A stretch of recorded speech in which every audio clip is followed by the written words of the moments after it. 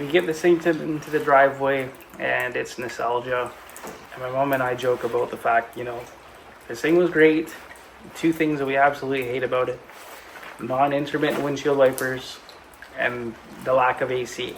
I thought, you know what, if this guy was able to challenge the intermittent windshield wipers, I'm going to challenge this AC thing. Funnily enough, apparently the Canadian 3RZ 4Runners never came with AC as an option. So finding parts for this thing at a local dealership has been quite the pain in the butt.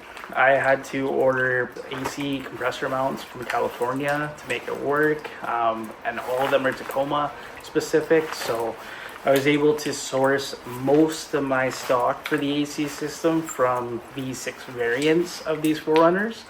Going to a local scrapyard, I was able to pick up the compressors. I was able to get all the cooler lines, the condenser. I was even able to get the dryer and everything I needed component-wise to get it hooked up, and most of it fit. The only thing I had to fight was this compressor. I had the used one, didn't line up. Ordered a new one. Turns out it was the same as the V6 one that I had. Finally, okay, you need to search it up using the Tacoma numbers. Ended up getting one for the 3RZ and fits perfectly.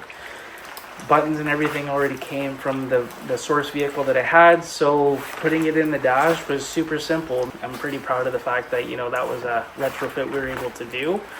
And, you know, we're not really stopping there. I've got a huge list of things that I want to do to this thing in the future, and it's really going to depend on how much wheeling I do.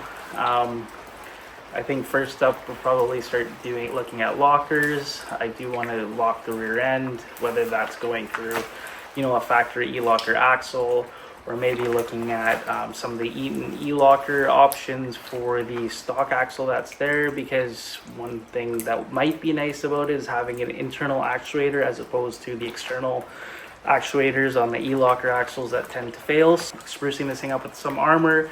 Now, I've already spent the money when I first did this on the Old Man Emu springs, so we're already geared for putting a front bumper on this thing.